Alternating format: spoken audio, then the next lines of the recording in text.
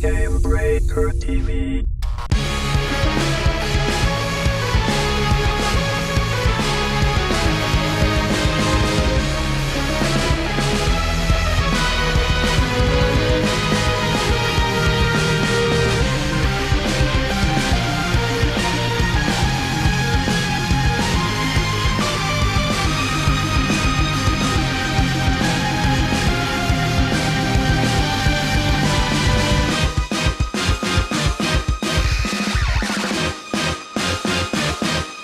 What's up, chat room? It's Thursday night.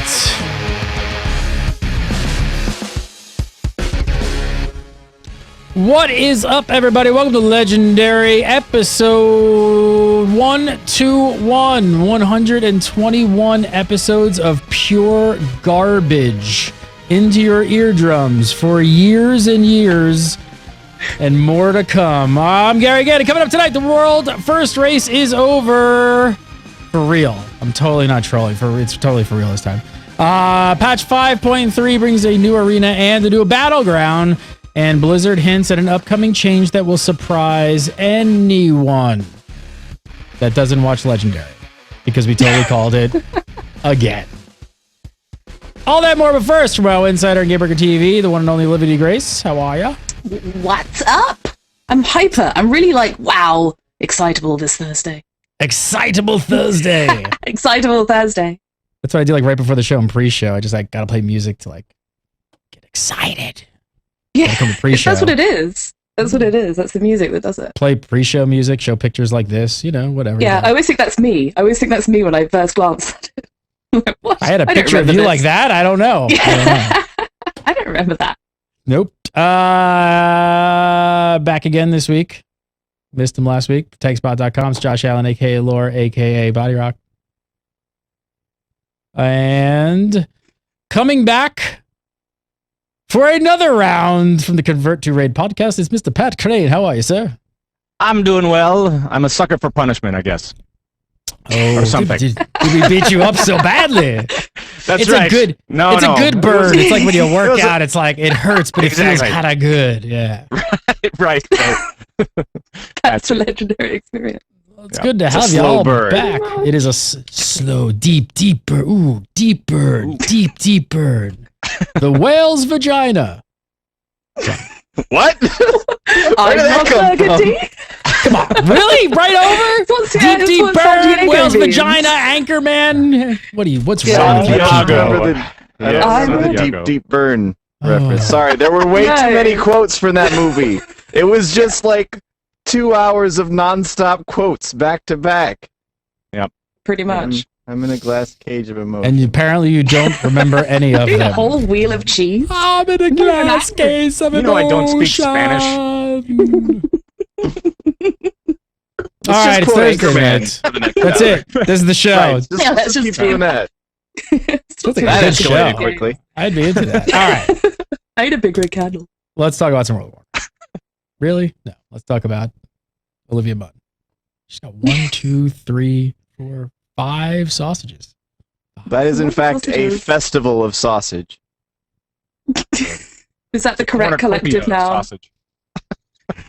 I wish I had presidential music to cue when you just. It's like a festival of sausage. Da, da, da, da, da, da, da, da. All right, we got a bit of a grab bag of topics this week. A little bit all over the place, so let's get into it. First up, let's start with some raiding news. Probably the biggest news here is that Raiden has been finally defeated. So the winner of the Tier 15 World First race is, can I get a drum roll, please? Method. They finally managed to take him down earlier today, just about, 7 or 8 hours ago before we're actually recording the show, to claim the world first kill. At this point, it seems like they're the only guild to have still taken him down, at least legitimately. So apparently there's a Chinese guild that managed to kill him earlier in the week by abusing some sort of glitch or something with the encounter. Any idea what this glitch actually was? I'm not familiar enough with the fight itself to like. There was a hot fix that went out after that kill, and I'm not familiar enough with the fight itself to know exactly what everything means. Because I'm not, in one of the like 5 guilds that's been working on Raiden. Josh Allen, you surprised me. You surprised me, Josh Allen. I think it had to do with these 2 ads, didn't it? The Vita and other ads. There's there's the ads or whatever it is that spawns in, and it's like there was something going on where they like weren't spawning or something like that. I don't know exactly. From my understanding, it was that they could kite Raiden around for pretty much infinitely without actually getting one of these ads to go to Raiden and empower him, essentially. Okay. So he wasn't empowered, so therefore he didn't get any new abilities, so therefore he was a pretty easy kill. Yeah, and wasn't there also something about them, they switched the difficulty down from 25-man to 10-man, and then killed him with 25 people? There was something along those lines, according to Mana Flask. Yeah. Something weird going on there. But everybody's on the same page, right? Everybody's still calling Methods kill the first world kill, right? Nobody's trying to say that the other group got him first. First legit world first kill first. I'm going to say first times, but yes. But even the Chinese, even the raid leader of the Chinese guild was saying this is definitely not a legit kill. This is definitely not how this is meant to go down. So I don't think anyone's saying. Glad they pointed that out. What? First. What? We should communicate better. First, bro. Are we expecting other guilds will start taking him down relatively quickly now, or do you guys think it actually might be a while before we see another kill? Well, I was talking with somebody over in Blood Legion today, and he said that it might be a week or 2. You got to remember that Method actually had 5 days on everybody else in one lockout, which means that there's more gear that can be had and all that kind of good stuff. So I think probably in the next week or 2 we could see another guild down Raiden, but I don't know. It's kind of a tough fight. It's tuned pretty tightly from what I understand. Well, and the other thing to add to that is when you've got limited attempts like this, like a lot of times the first kills come when it's just we just had a good pull, like we got a whole bunch of extra crits or something like that.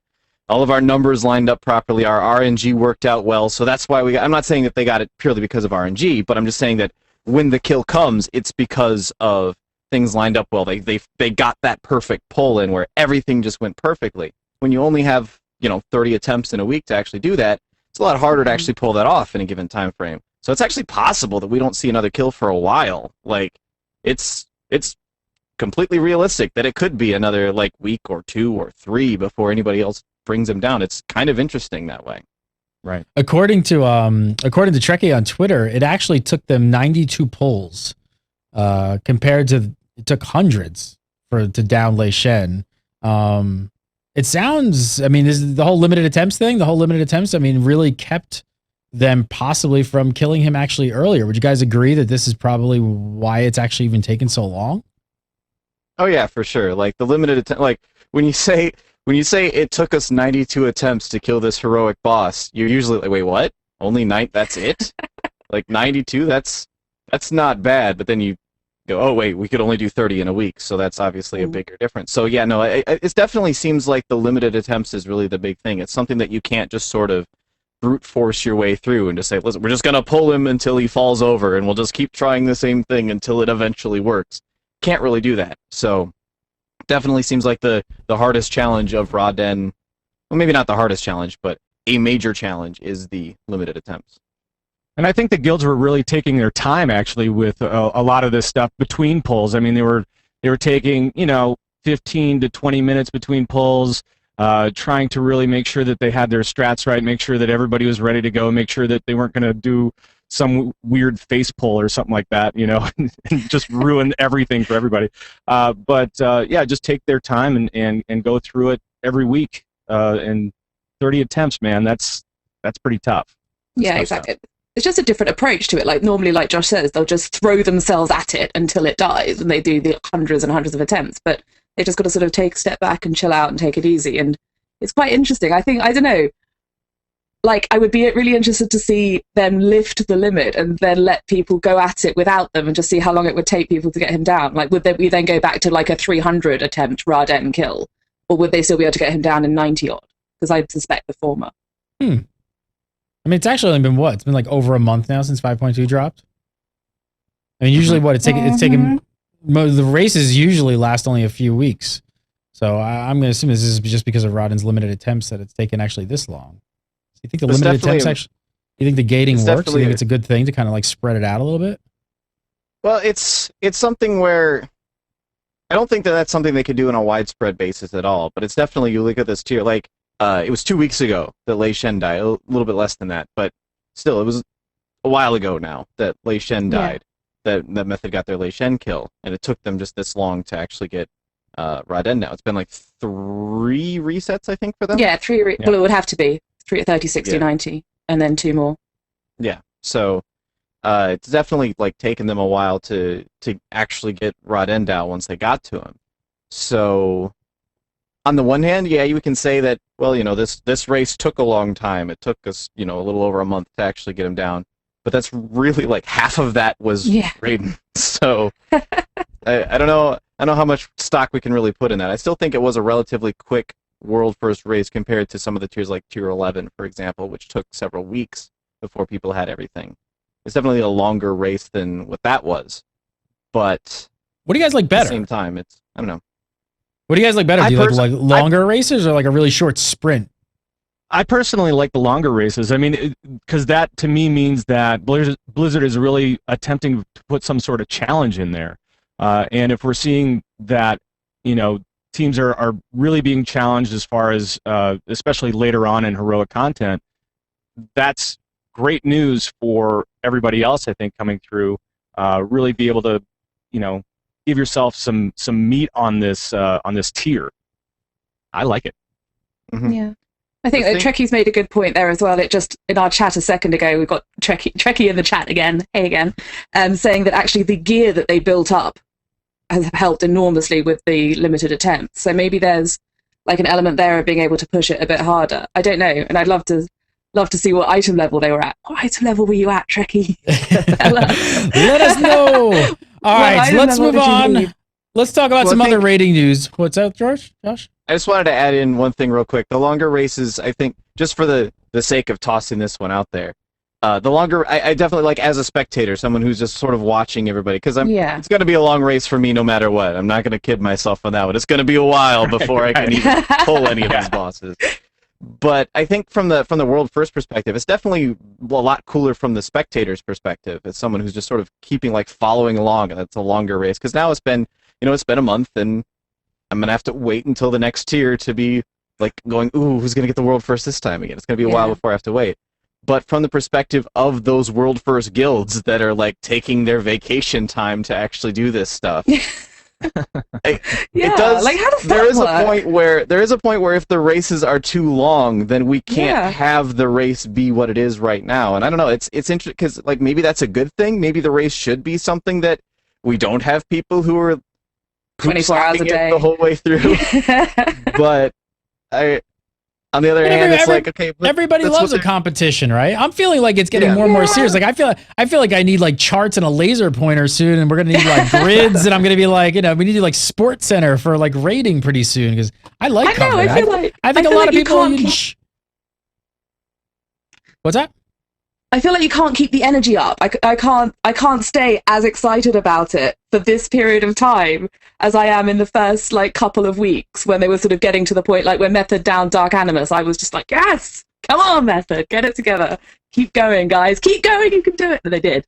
They got to start feeding us more video of like of failed attempts and these. I know they don't want to because they don't want to like let out their like strats and everything. Stuff, I know, but for us it'd be awesome because then we could cover it much better and be like, hey, look at this, and he's down. Oh, better luck next time. We're not thinking of you guys. We're just thinking of ourselves. All right. Let's talk about some other rating news stuff. There's a ton of 10-man hotfixes that just hit yesterday. Basically, they took several of the fights that a lot of the 10-man groups were struggling on, mostly Haradon, Council, and Tortos, and made them just a wee bit easier. We haven't talked about these fights at all, pretty much. I don't think they've ever come up. What is up with these fights? Why were the 10-man versions so much more difficult than the 25-mans? Well, like Haradon was one of those fights that really what ended up happening was you go to the there's a bunch of gates around this arena, and the second gate basically poisons everybody if you don't get an interrupt off, and that poison stacks. And if there's only 3 healers, you can't dispel it soon enough. There's only a limited number of healers that can actually dispel this stuff. And if you don't have like a monk healer, you actually have to go through and manually dispel this. It's just, it's so bad. It's awful. Yeah, I think the dispels really sucked on that for 10-man. It's just like, you can't bring enough healers in a 10-man to be able to, unless I may have miscalculated there. I don't play every healer, but I don't think you can bring enough healers to dispel everyone. And you've got mages who are decursing and trying to find that spell in their spell book, and it's like, oh my god, why do I do this again? Right. Well, and all 3 of these fights are fights that's just kind of like, the difficulty is that there's a million things going on. It's a little bit less with Tortos, but you're getting knocked all over the place. But like on Council and Horadon, this is 1,000 things happening, and it's like, how do I? And then there's a dinosaur, and then he's doing things, and you're like, I don't understand what's happening. Dinosaur. Yeah, you do in fact have to walk the dinosaur. It's crazy, and. You know, in fact, now that I think about it, he opens the door, and then you have to make the guys get on the floor. Oh my god. Okay, out. The dinosaur. Just out. Just get out. I like it. That's how. I like it. We are done. That's actually genius. No, but That is genius. Council, for example, like we've never wiped on Council, like not once on 25-man, like not a single time. We went in there and one-shot it with nobody having any idea what was going on 25-man. On 10-man.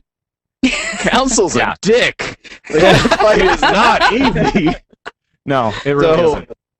So it's like, I definitely think that these nerfs were definitely needed. There's just a couple of fights that people were getting hung up on in 10-man, and now they can get onto the other fights that are actually supposed to be difficult instead of the ones that are just kind of, well, this works in 25-man, but there's not enough people to handle this stuff in 10-man.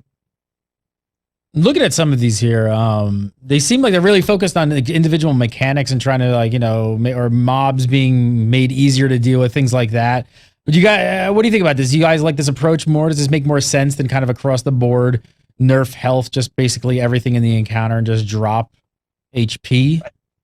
It's better to do it in small increments as far as I'm concerned, because then that way you can get a really good sense of what people are doing with this fight. And I think that really a lot of it is ad control and making sure that we can get all those little guys so that we can concentrate on the big guy at the end, which is kind of the point. Yeah. Yeah. I definitely like the targeted nerfs a lot more in cases like this. It's just something where, first of all, it manages to say, okay, well, this mechanic is a little bit more difficult than it should be in 10-man, so we'll just nerf this down a little bit. Like, they took down the health on some of the ads in 10-man, like specific ads in 10-man on Horadon, or they like lowered the damage on a couple of the spells that were really bothersome on Council in 10-man. They like slowed down the turtles on Tortos. These are things that they said, okay, we'll just make this specific mechanic a little bit easier to deal with. The rest of the fight stays the same. And I like stuff like that because it's not like when they go through and they just say, okay, well, this fight, everything's just got 15% less health now, so it's just all around easier. When they do that, it's like, okay, you kind of feel like Blizzard killed the boss for you at that point when you get the kill. You feel like, we were working on this, and then they nerfed it, so now we got it, no problem. But when they do these targeted nerfs like this, you can kind of justify that a little bit better. In like the back of your head, you're going, well, no, the reason we weren't killing it before is because that was overtuned. That one part of the fight, that was just overtuned. That was too hard. So that was Blizzard's fault. Yeah, it was stupid. It was just stupid at that point. Exactly. That's right. I mean, it could be true though. Like if he's got one little piece of the mechanic that kind of just is overtuned, it would make a lot of sense to just kind of like knock that down the entire thing. Plus, if they kind of remove even possibly some sort of mechanic or something that the boss even does physically, it still like lets you, the player, have to figure out the encounter, not just whack them harder. So, all right, last bit of rating news before we actually move on here. Check this out.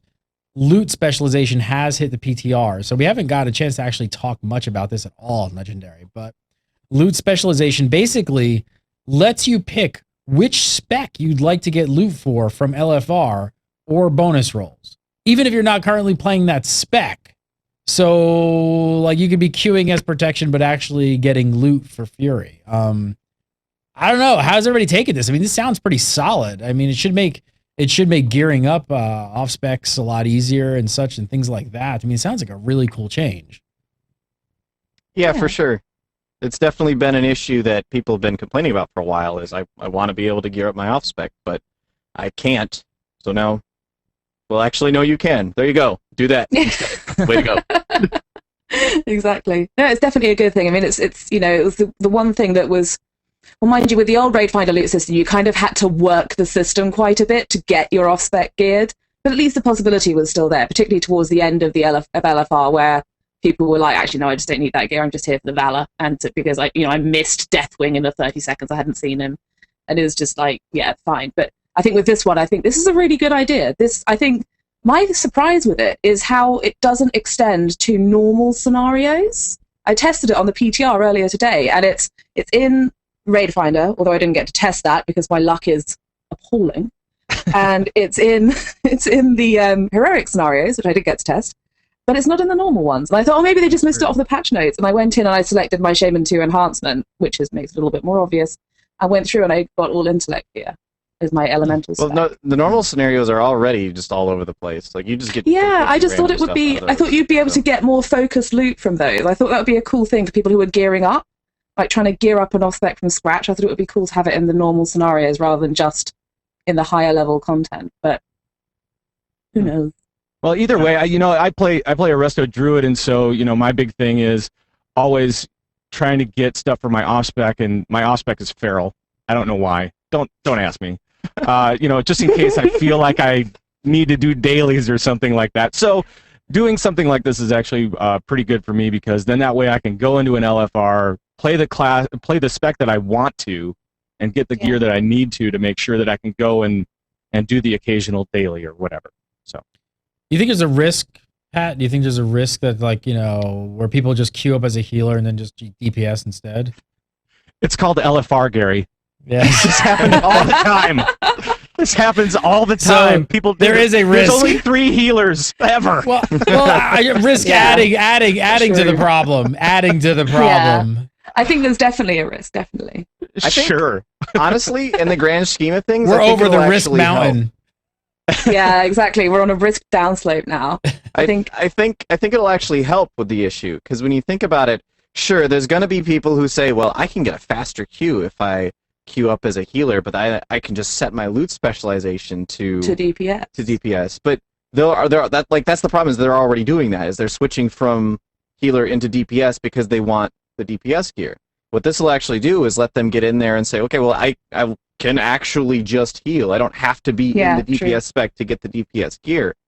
And then things like Pat plays a Resto Druid. Now there's actually a motivation for him to go back and do LFRs that he doesn't need Resto gear from and actually heal, because he can use the loot specialization to get his feral gear. So that, to me, it means that more healers, because healers gear up pretty fast in LFR. Oh, we do. We don't have queues. That's tasty gear. Yeah.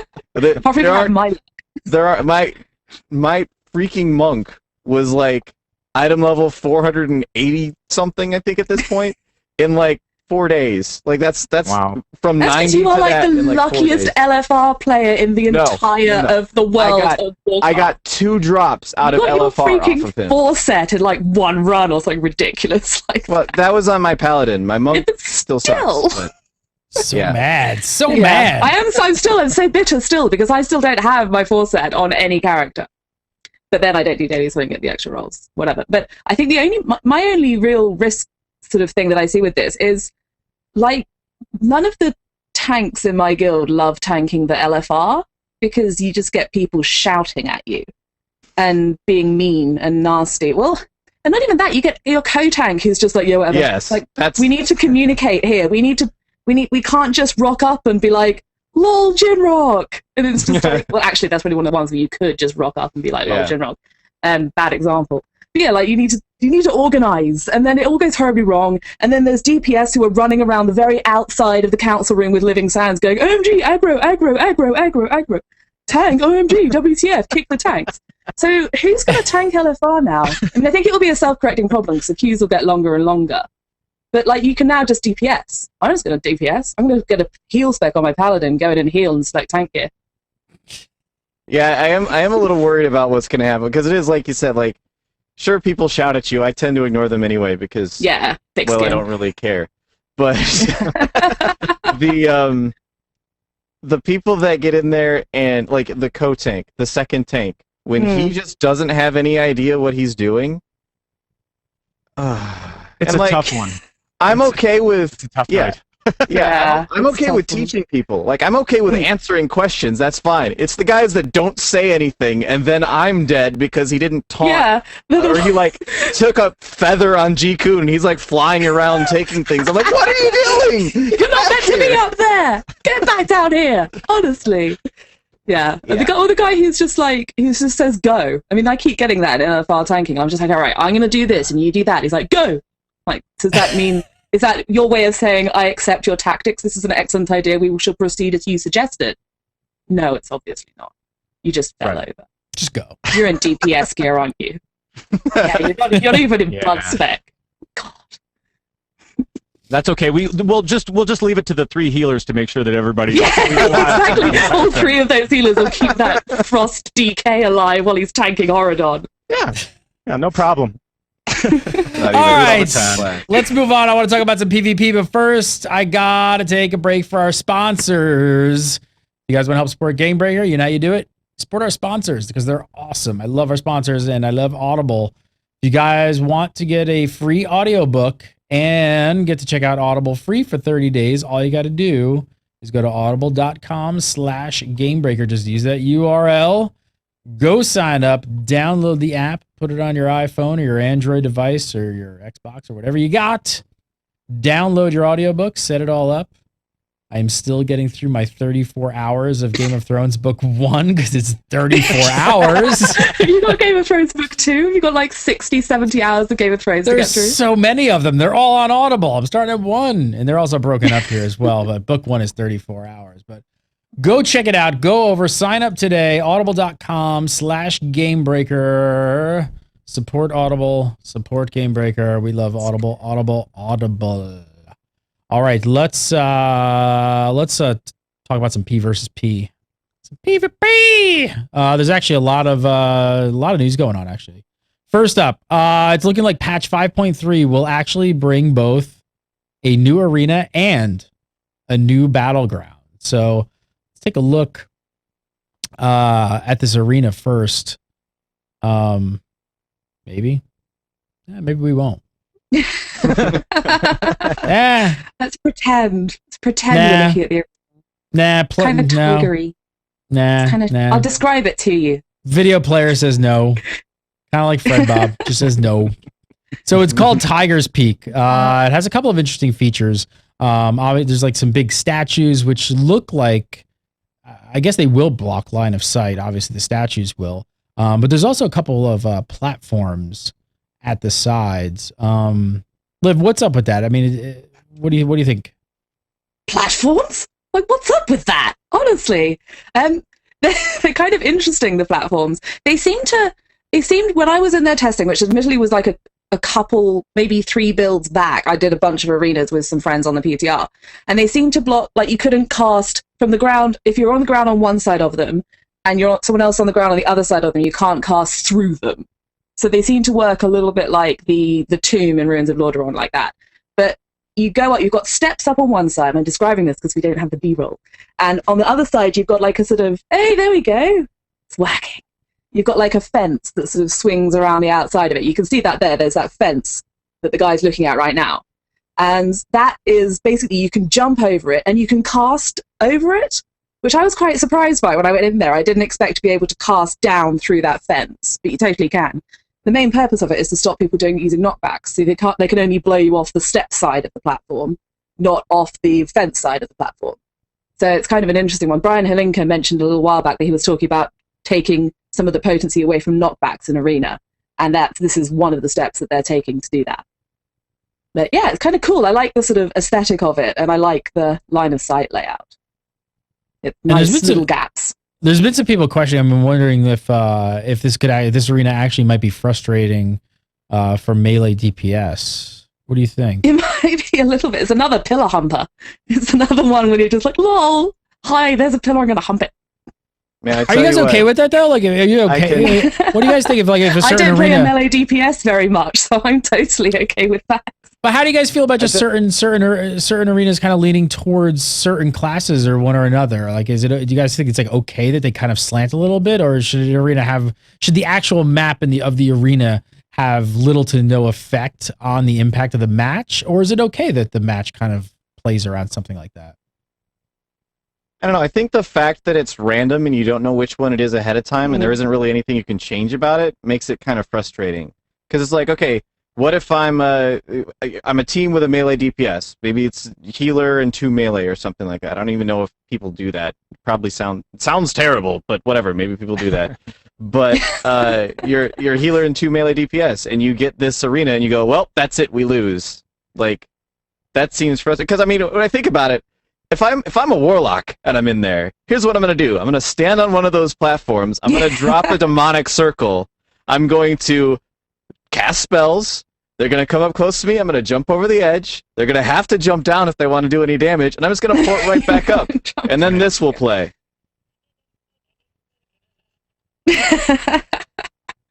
I was in there with a warlock the other day trying to see if we could get the wait, you said demonic circle, demonic gateway to go from one fenced platform to the other fenced platform. And the people who were in there we were fighting against kept trying to kill us. Like how rude. I mean, like what? Can't you see we're just trying to test if you control people with the demonic gateway by just zooming across? That's getting nerfed, by the way. You can kill it now. But yeah, that would be so entertaining. I don't know. I think it's going to be one of those. But I don't know. I think it's good that casters have somewhere to hide. Like Ring of Valor was a complete pig for that. And I don't know if that's coming back into the rotation anytime soon. But yeah. Can you guys tell any idea how well this arena will actually play out in practice from what we've seen?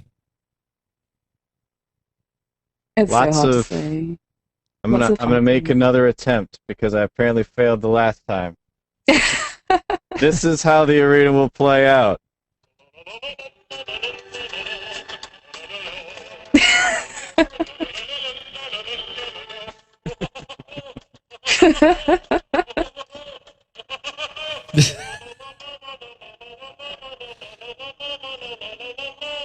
Yep. So much dirt. All right. Yeah. As to the new battleground, so unfortunately it doesn't appear to be available on the PTR just yet, but we actually brought it up a while back, if you guys remember. It's the same, we called it Gold Rush back then. That's what it was called, Gold Rush Battleground. That was data mined as part of the 5.2 PTR patch files. That was a few months back. They've since renamed it to Deepwind Gorge, and it hasn't really been available properly on the PTR due to some glitches. But this is what we do know. It's kind of a mix between Arathi Basin and Silver Shard mines.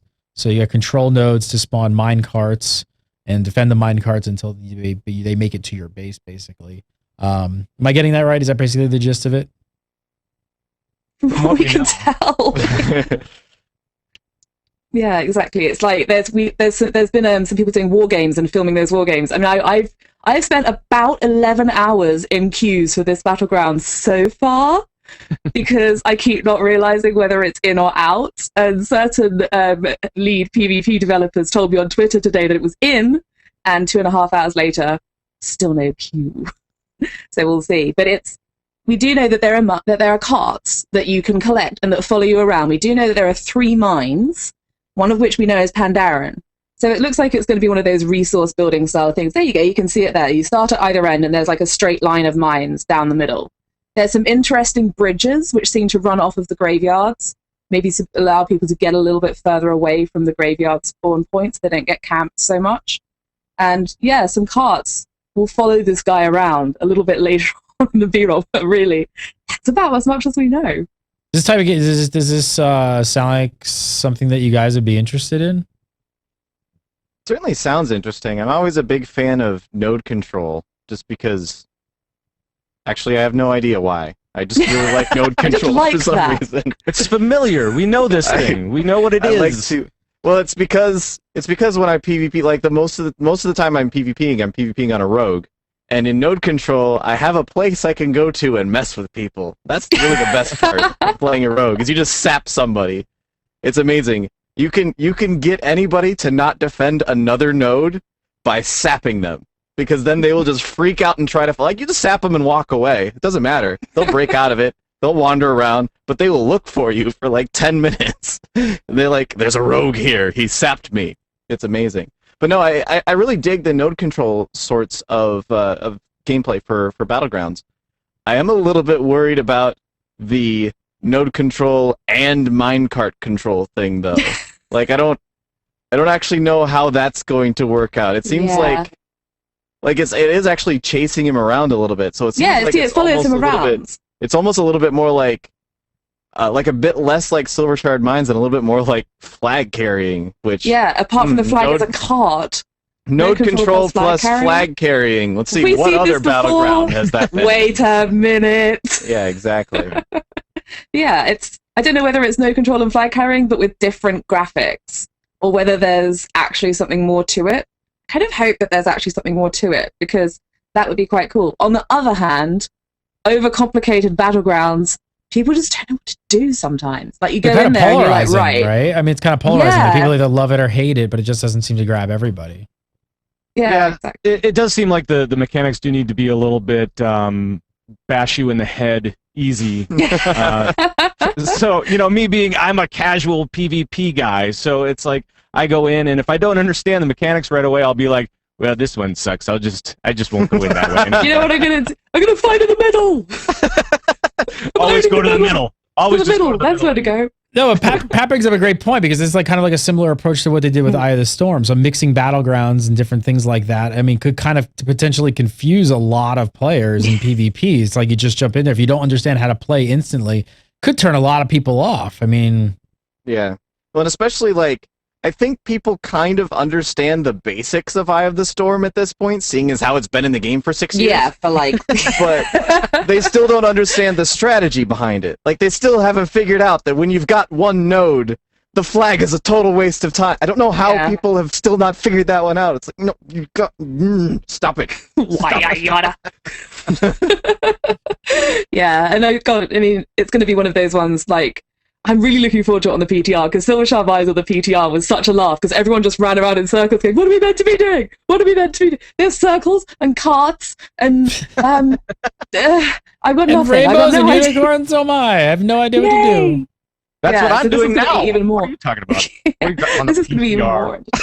Yeah, this is going to be even more entertaining, because it's big. It's quite a big battleground, and it's going to be on the rate. I'm hoping it's going to be on the rated rotation as well.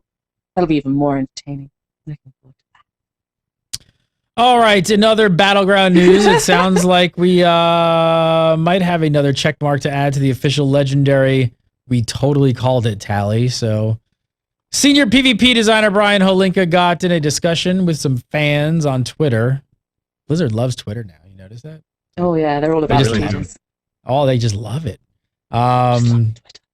So Brian got into a discussion with some fans on Twitter regarding the Isle of Conquest and Alterac Valley.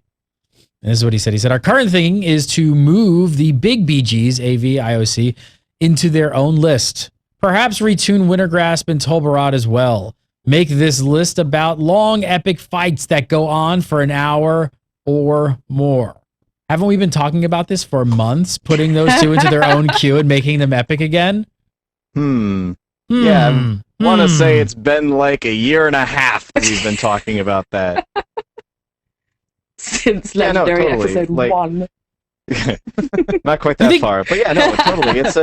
It's something. I think it's something that just really needs to happen. Like they're so different in terms of how you play them from all the rest of the battlegrounds in the queue that it just seems silly to have them in there. It's like if you go to, I don't know, a burger place and they've randomly got, like, I don't know, hors d'oeuvres on the menu, like snails or something. Do you a lobster thermidor?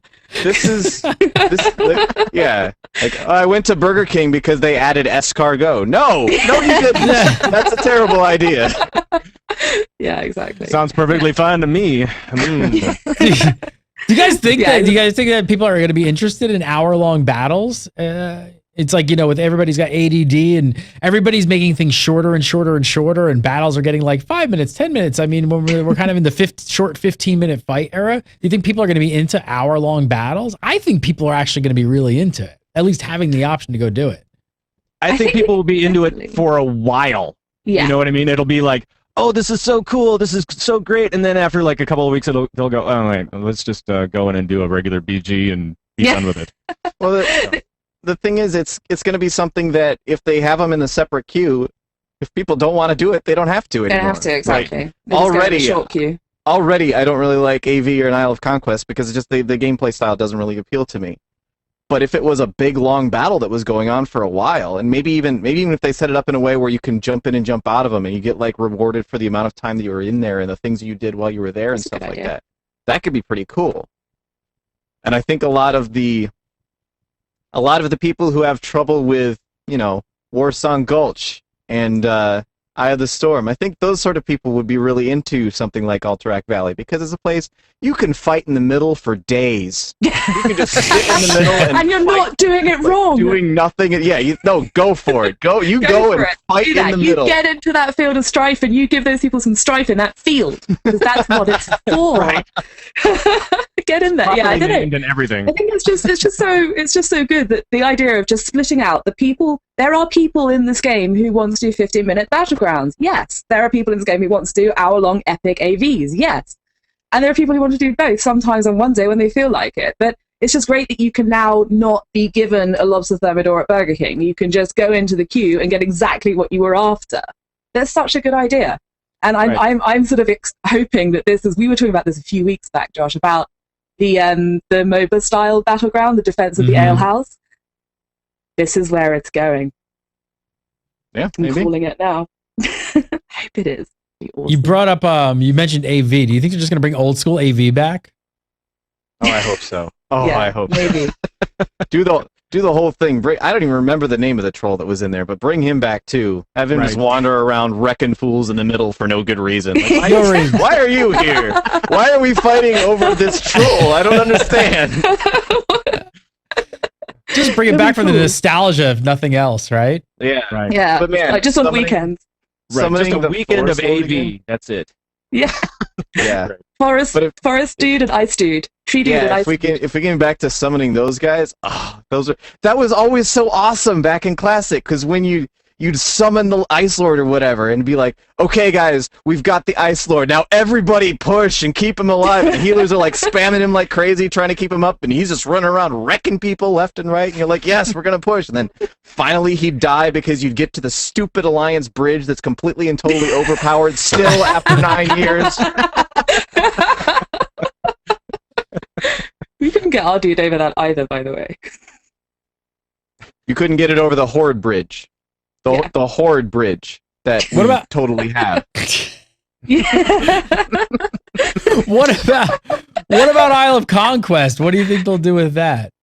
I have no clue what they're going to do with Isle of Conquest. Was there like a classic? No, of course it wasn't. Like, No. what even? I know I stopped myself saying something stupid just before I said something stupid. I'm so happy with myself right now. But I mean, what can they do? Can they put some random NPCs in there that just randomly run around killing people? Could Put they? a troll in there. Sure. Yeah, just put a random troll in there. Just put a random troll in. That's the answer. He's just hanging out. Sup? Yeah. It worked for AV. Let's just try it. Let's get some people that they have to summon. And some Wintergrass, bridges. Tulbarad, add a troll. Fixed. Troll Barad. There you go. Oh, there you go. Oh, wow. Good job. What do you think? All right, where Wintergrass, Tulbarad? Any ideas how they can make those work? See, those ones, I'm not sure exactly what because the whole thing about Wintergrass and Tolbarad was that one side defends and one side attacks. And I guess they could go for like a Strand of the Ancients sort of thing where it's like you alternate.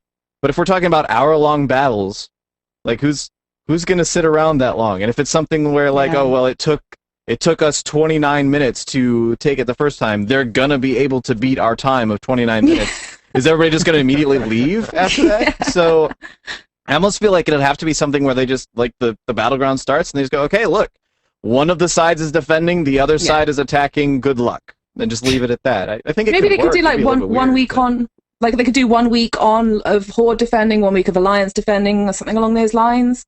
I wonder then whether it would become the case that people will just not play in one of those 2 weeks. But it could work. I don't know. Chat room is saying they should just add a bridge. If they just had a bridge. Just put a bridge. Just put some dudes, a troll, and a bridge. Right. Done. Trolls and bridges. OP bridge and a troll. OP bridge. Bit of a map put the bias. troll under the bridge. Oh, there you go. Oh. Yeah, I like it. How much do you guys think? You guys think a lot of this has to do with the thumbs down feature of this decision? Do you think it actually that has a lot to do with why they're doing this? We talked about this. People were thumbing Isle of Conquest and AV. Mm-hmm. Yeah, I reckon so. I mean, they probably got some good metrics out of using that. Mm-hmm. Yeah, I would not be surprised if they were looking at the metrics and they're like, okay, we've got one giant group of people that's thumbing down as many things that aren't AV and Isle of Conquest as possible, and then another giant group of people that's only thumbing those two down. Right. Interesting. I wonder if there's something we could take from this information. What can we extract from this What can we information? learn? All right, last up Yeah. before we go into viewer questions this week. This is actually huge. This is really big. They're actually adding a spec check into battleground queues. Currently on the PTR, when you go to queue up for a battleground, it lets you choose whether you'd like to queue as a tank, healer, or DPS. Pretty much like you do in Raid Finder, basically. What do you guys think of this? How do you feel about this? This is a pretty controversial, hot topic. Where do you guys stand? I stand in favor of it. I'm going to give Blizzard a round of applause. Thank you very much.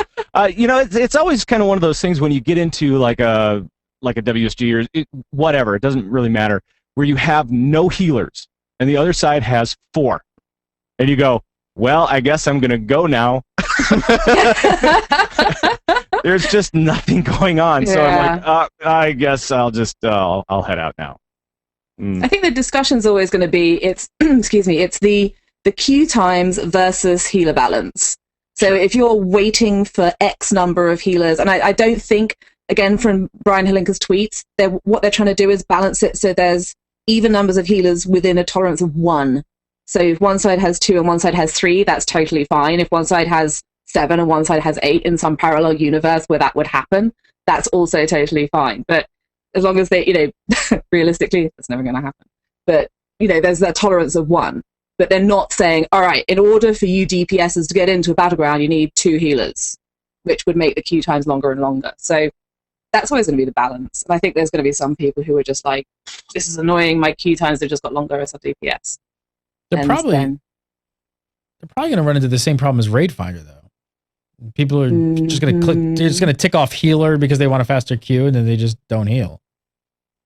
Well, when you consider what's going to actually be happening when this goes into place, I think what you're going to find is that the player base for PvP is going to actually grow. That's at least what they're hoping. With a move like this, that's definitely what they're trying to do.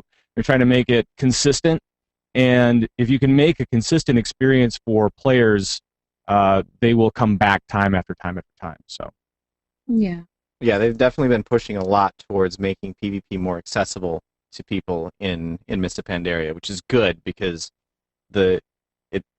people hate when I say stuff like this, but what the PvP community desperately needs is more casuals. That's what it needs right now, man. It needs, because that's where the hardcore players come from. Is they start off, they're like, oh, I'm going to try this out. I'm going to check out and see where this comes. And then they're, holy crap, this is amazing. I'm dedicating my life to this. I'm starting up a Twitch TV channel, and I'm never leaving this chair again. That's where they come from. Josh's biography in one sentence. They do need trolls. Yeah, they need trolls. Yeah, but I think, sort of go back. I definitely think there's a risk of that, of people just queuing as heals and then DPSing. I don't know quite. I was kind of thinking whether they could do some kind of spec check. So I know they've got this. I know they've got the stuff in place with the arena system where you can see your opponent's spec before you start the actual battleground.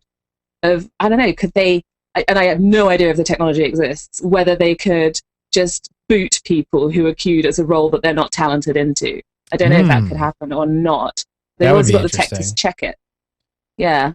Report people, like a report player for wrong spec or something like that. Yeah, a report player for is just such a dissatisfactory feeling thing, because they don't just go, poof, we're gone. They're like, yeah, they're true. still there in my battleground, feraling when they queued as resting. What about the tank checkbox? Tanks are. What about the tank checkbox? That's an issue as well, right? I mean, tanks are only needed in a couple of BGs, so. Yeah, I was kind of surprised to see a tank when I was speaking to Josh about this earlier. I was like, there's a tank box there. That's an interesting one. I guess like that would be, you go tank stroke DPS or tank stroke heals. You don't just go, yeah, I'm only tanking, and then you're just going to have to DPS. It's a weird choice because in every battleground apart from the flag carrying ones, there's not so much of a need for a tank. Maybe they only ever, like, if you only check tank, they will only queue you into the flag carrying battleground or something. Yeah, maybe. Or if you, otherwise you check both of them, because that way it'll pop up and say, okay, you're a DPS in Battle for Gilneas. You should go DPS, and then it'll be like, all right, now you're in Warsong Gulch. Go ahead and strap on that shield, buddy. You earned it. Well, if that happened, would that be a way to game the system? I mean, if you only selected tank, would you only get to go into flag carrying battlegrounds? Yeah, that would be the interesting. And I don't like it. Obviously, you would be able to do that at that point. You'd be able to say, yeah, I only ever get flag carrying battlegrounds because that's all I ever want to do. But at the same time, it's like, how big of a problem is that in the long run? Like, I only ever get flag carrying battlegrounds, so I continue to PvP. To flag carry, because I love flag carrying. My time I doing really so. like flags, me and those flags, they're like that. But I mean, you can use a tank in node capture battlegrounds to defend a node until the other people get back. But let's remember that this is for random battlegrounds, where organization is not generally one of the team's strong points. No. So yeah. How about communication? They're wicked good at communicating. Go! Particularly how all of your faction is scrubs, and they always lose. And then you end up with 4 healers in a tank, all standing around at mines. Yeah, and everybody else is just running around. Why are you there? Why are you there, healers? Apparently, Liv goes on the offensive. Apparently, Liv doesn't play League of Legends. It's like Softyville over here. I do actually play League of Legends. I'm a League of Legends noob, but I do play it. I'm terrible.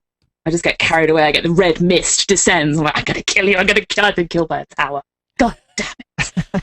All right, let's move on. Let's do some viewer questions. First up, teaser alert. All right, so every week we need your questions. I like that teaser. That was a very teaser. We always like video questions. So if you guys have video questions, send them to submit@gamebreaker.tv. Keep an eye on our Facebook page, facebook.com/gamebreakertv. We ask for questions there as well. And like I said, we love the video questions. So if you had a video questions, record yourself, post it on YouTube, email us the link, submit@gamebreaker.tv. We will play it on the show. All right, first up this week from Steven Scott says, should limited attempt bosses make a more regular appearance in future raids? What do you think, Liv?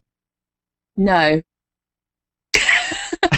I think no. I don't know. I think it's okay to do one every now and then, but it just feels like if they put one at the end of every thing or like even partway through, it sort of feels a little bit like they're artificially drawing it out. I think one every so often is fine, but if they were just like, oh, and this is the inevitable limited attempt boss, it kind of loses the sort of charm a bit. Like, don't overdo it, guys.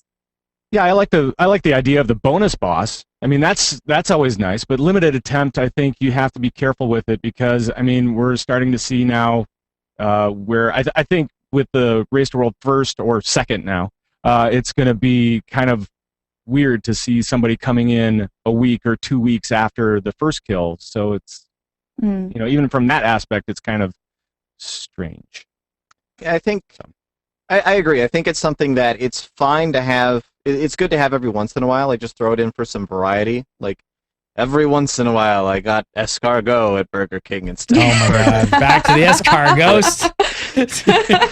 But it's something good to have in there for something different every once in a while. Just throw a little monkey wrench into it. But if it is, like Olivia was saying, if it is something that's just every tier, it's like, okay, you killed the final boss on heroic, and now it's time to do the limited attempts boss, then that would get old pretty fast. By about the second tier, that would be old.